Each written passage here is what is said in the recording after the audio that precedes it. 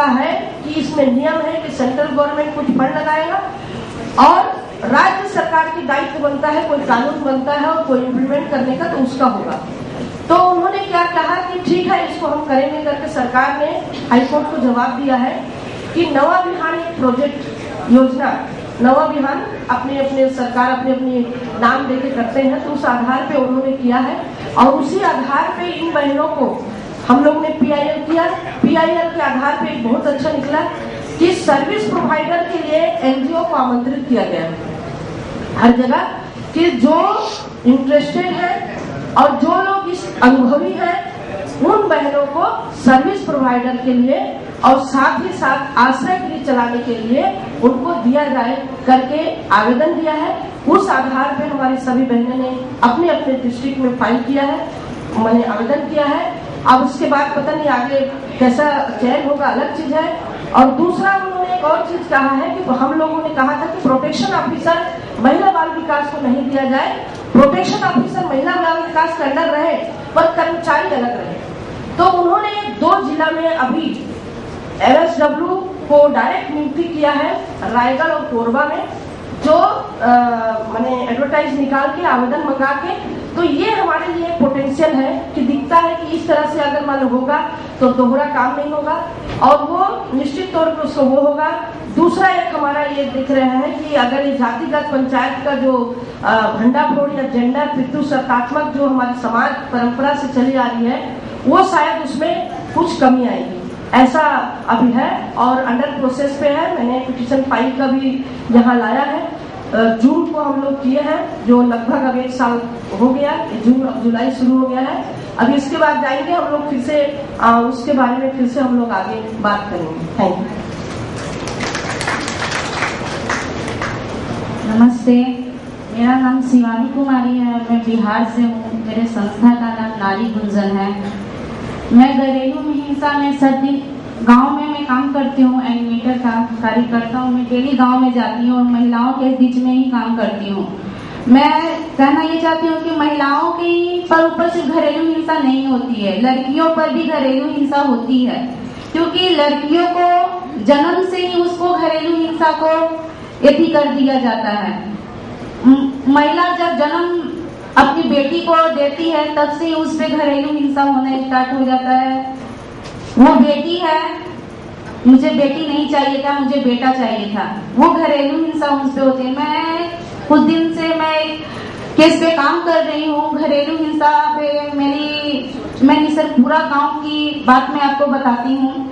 उसकी 5 बेटियां हैं जो उसके पिता बहुत शराब पीते हैं, क्योंकि काम तो वो करता है पर घर में पैसा नहीं देता है और ऊपर से अपनी वाइफ को भी पीटता है और अपनी बेटी लोग को भी पीटता है, क्योंकि तुम 5 बेटी जन्म दी हो, मैं तुम्हें रखूंगा नहीं। उसे निकाल दिया गया उसे घर से, और जब वो अपने मैके गई उसके मैके वाले ने भी उसे निकाल दिया कि जब तुम्हारे पति नहीं रखे तो मैं कहाँ से रखूंगा, तुम्हारी 5-5 बेटियां को कहाँ से खिलाऊं। वो जब मेरे संस्था के पास आई तो उन्हें बताया गया कि ऐसी संस्था है। उन्हें जब पता चला तो मैं उनसे बात की। जब मैं उनको समझाना किया किया तो मैं उन्हें थाना में लेकर गई थी। थाना वाले कहते हैं कि आप क्यों पड़ती हो इस झमेले में, आपको इसमें लड़ने का कोई हक नहीं बनता है, ये घर का मामला है, घर में ये लोग सुलझा लेंगे। क्या जब घर से जब बाहर आ जाता है तो ये पूरे पब्लिक का मामला हो जाता है कि ये सबका मामला है, हम भी इनको लड़ेंगे। पर पुलिस ने भी इस केस को नहीं लिया और सीधे से उसे कह दिया कि तुम जाओ यहाँ से। जब मैं पूरी बात बोलने लगी, गांव में बोलने लगी, तो उसके पति ने बोला कि मेरी बीवी को भी भड़काती है और मेरे बच्चों को भी भड़काती है और पूरे गांव को भड़काती है। इसकी वजह से मुझे भी कुछ सहन झेलना पड़ा है कि मुझे भी कितनी आरोप लगाए गए हैं कि ये है वो है।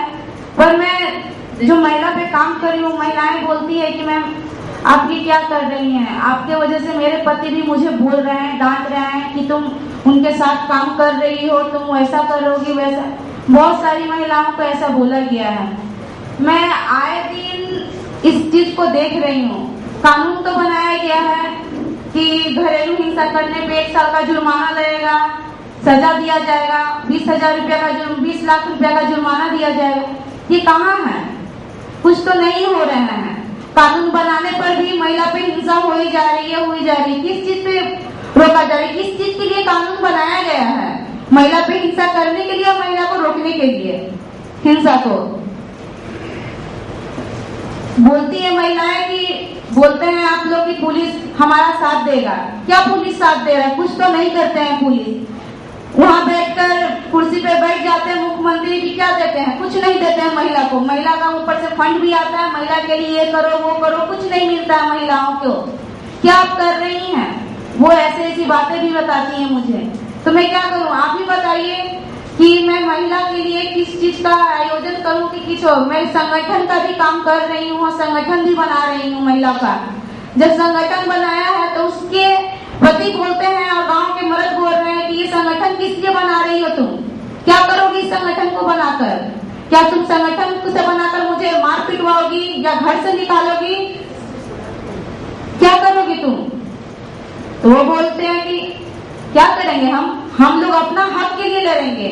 मेरा हक आप लोग छीन रहे हैं, मुझे घर से बाहर नहीं निकलने दे रहे हैं। ये बहुत हो रहा है। वो जो 5 बेटियां थी उसका जो मर्द था वो बोलता है कि तुम ये करोगी वो करोगी तो मैं तुम्हें सच में घर से निकाल दूं। एक दिन ऐसा हुआ कि उसको बहुत मारा पीटा, बहुत, यहाँ तक तो उस पे किरासन तेल भी डाल दिया और उसकी बेटियों पर भी डाल दिया गया था और उससे बोल रहे थे कि मैं तुम्हें आग लगा दूंगा। वो जो संगठन था मेरा, वहां पे वो बहुत चिल्ला रही थी तो वो महिला वहां पहुंची तो उसे बचाई। उसके बाद बोल रही कि तुम ये क्या कर रही हो? जब हम लोग ने बोला कि ठीक है तुम इसे अलग करना चाहते हो तो इसे अलग कर दो, घर से भी निकाल रहे, कुछ देर का मैटर है, समझ जाएगा।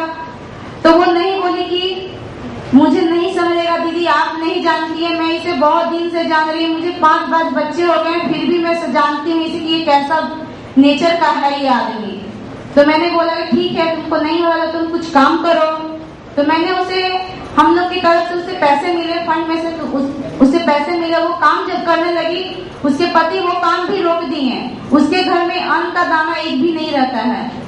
तो वो लोग बोलती है कि नहीं काम करने देते, नहीं कुछ करने देते। पुलिस में जाते हैं FIR लिखना तो वो लिखते नहीं है, कुछ करते नहीं है मेरे लिए। सरकार क्या झक मार रही है?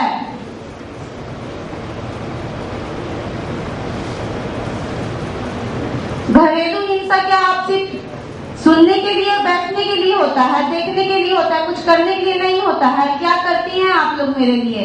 मीटिंग बुलाती हैं, वो करती हैं, वो करती हैं, पर कुछ करती नहीं है मेरे लिए। कुछ तो कीजिए कि हम लोग भी आगे बढ़े। क्या महिला के लिए कोई अधिकार नहीं है? वो इतना सब बोलती है कि कुछ का नहीं। यहाँ तो कल मेरे गांव से फोन आया था, एक महिला को बहुत पति उसके बहुत दिन से टॉर्चर कर रहे थे, बहुत दिन से उसके टॉर्चर करते करते वो कल महिला ने पॉइजन भी खा लिया रात को। कल वो अभी अस्पताल में भर्ती है। मैं उसके ना 4-5 बच्चे हैं और वो बहुत ही एक ही किस्म की है।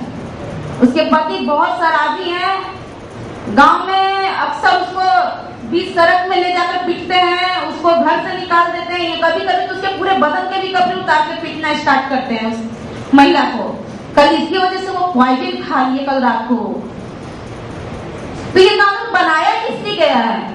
या घरेलू हिंसा होने के लिए या घरेलू हिंसा रोकने के लिए?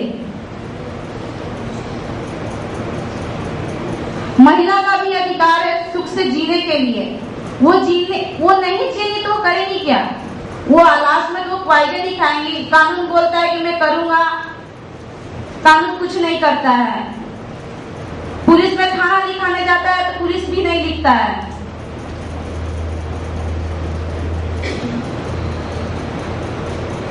महिला का अधिकार दीजिए आप लोग, नहीं दीजिएगा तो कहीं कुछ नहीं होगा। मैं तो नेटवर्क का बात हो रहा था, सब चीज का नेटवर्क खड़ा करने की बात हो रही है यहाँ पे।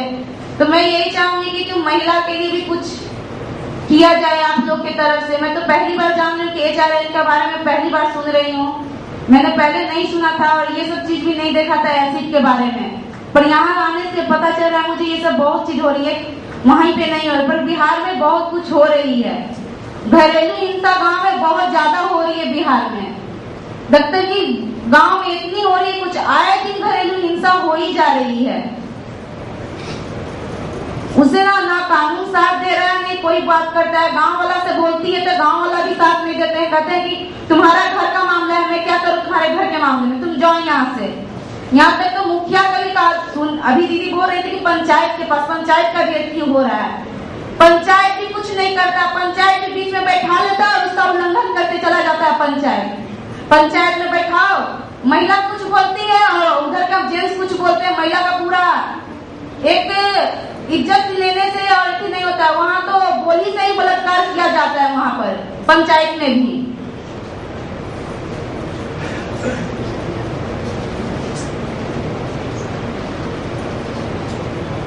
मैं आप सबसे ये कहना चाहती हूँ कि अगर आप लोग को बुरा ना लगे तो मैं गाना गाकर कुछ आप लोग को बताना चाहती हूँ।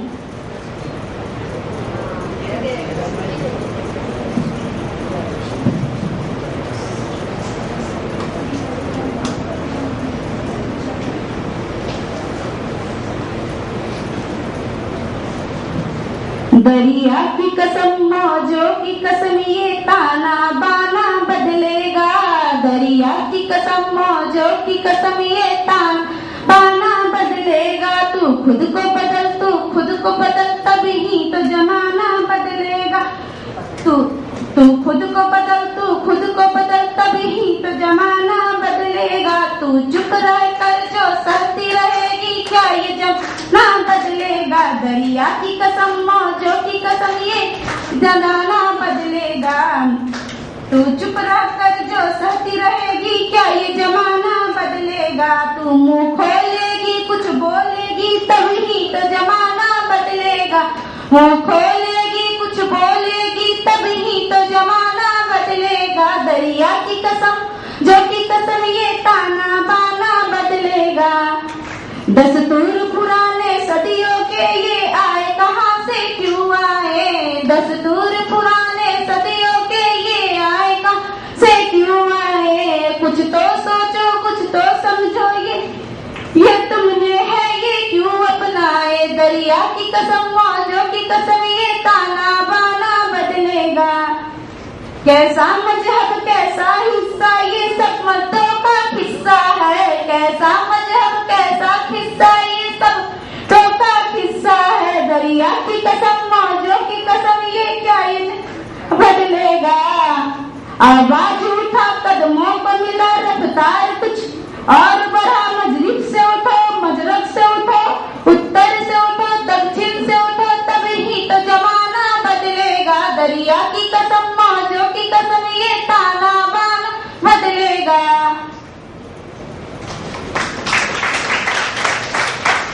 मैं आप लोग को इस गाना से इसलिए बताना चाहती हूँ कि इसमें सब चीज लिखा हुआ है। वो चुप रहेगी तो चुप ही रह पाएगी, कुछ बोल नहीं पाएगी, ताना ही सुनते रहेगी तो ताना ही सुनाते रहेंगे आदमी लोग, गांव में हो या कहीं और हो, ताना ही सुनाते रहेंगे। पहले वाली रिवाजों को अपनाएंगे तो वो पहले का ही रिवाजों का ही करेंगे। मैं यही आपको बताना चाहती थी इस गाना से। धन्यवाद। चैलेंजेस के रूप में ये सभी आप लोगों ने बोला है। हमारे छत्तीसगढ़ में ये दिखता है कि अभी एक तरफ भरण पोषण का एक्ट है, दूसरे तरफ इस कानून में ये कहता है कि भावनात्मक शारीरिक मानसिक आर्थिक वगैरह वगैरह बहुत सारी चीज है जिसके अंतर्गत मतलब एक एक्ट है। वकील लोगों का क्या मंशा है कि जैसे वहां पर न्याय मित्र है, जो कुछ वकील हैं जिनको 250 रुपये से 500 रुपये मिलता है। ये वकील जो भी अगर कोई वकील को हम करते हैं और वो वकील के पास जाते हैं, वो कहते हैं हाँ दीदी हम तो कर देंगे फिर धीरे से फुसला के उस केस को क्या करता है, वो भरण पोषण में ले जाता है। भरण पोषण में ले जाता है तो चूंकि यहाँ से फीस नहीं लिया, पर उसको सरकार ने उसको 500 रुपये एक सिटिंग में एक केस में दिया। उसके बाद वो परमानेंट उसकी क्लाइंट हो गई, क्योंकि वो जब वो बुलाएगा हर महीना, क्योंकि अभी तो हमारा उसका डिसीजन नहीं आया है ना, एक साल हो गया, 1.5 साल हो गया, केस का डिसीजन आया नहीं है, तो वो हर महीना एक पैसे देगा तो हर महीना उसका 500 रुपये वहां से तो बन ही जाएगा। ये एक चैलेंजेस वो है। दूसरा चैलेंजेस ये है कि अभी क्या करते हैं, इसको एकदम मजाक बना लिए हैं, हल्का महसूस करते हैं, तो क्या करते हैं, जो जज के पास काम नहीं है, 5 केस है उसके पास, दूसरा तो उसमें एक केस को उसको 2 केस 3 केस को उसको दे देते हैं, ये जज देखेगा। तो क्या जो प्रोटेक्शन ऑफिसर, सर्विस प्रोवाइडर, अगर कोई एनजीओ जो है वो ढूंढते रहे आज इस कोर्ट कल उस कोर्ट और हर जगह अपना परिचय देते रहे मैं क्या हूँ, वो एक 2 चैलेंजेस है। तीसरा चैलेंजेस ये है कि पितृसत्तात्मक सोच जो है ये बहुत बड़ा चैलेंजेस है, क्योंकि महिला नहीं चाहती है कि जो बोलते हैं ना कि भाई आप तो चले जाओगे बाद में तो मुझे फेस करना पड़ेगा, तो वो एक चैलेंजेस है। और चौथा है कि जो अगर वो महिला को अगर आश्रित होम, शेल्टर होम हो या उनको जो रेमेडी या उसको जो सुविधा मिलनी चाहिए अगर वो मिल जाती है, क्या वो सरकार सारे जगह नारी निकेतन बनाएगा, मेडिकल फैसिलिटी कराएगा और उनको रोजगार मुखी कराएगा? ये एक चैलेंजेस के रूप में हम लोग को देखना चाहिए और उसके लिए किस तरह से होगा ये हम सब अगर उसमें सोचें तो बहुत अच्छा होगा। धन्यवाद। आपने HRN के साथियों को मैं बहुत बहुत धन्यवाद दूंगी, खास करके हमारे छत्तीसगढ़ के साथी रजनी और किशोर जी को कि जिन्होंने यहाँ पर हम लोगों को लाया और इस 3 दिन के में हम पूरी सेक्सुअल वायलेंस से लेके और बहुत सारी चीज को सीखने को मिला, क्योंकि हम लोग ज्यादा महिलाओं को एम्पावरमेंट का एक दूसरा दिशा दूसरा एंगल पे काम करते हैं, पर अभी लगा कि नहीं इस दिशा में ज्यादा हमको काम करने की जरूरत है। और तो सभी को फिर से पुनः धन्यवाद। जय हिंद।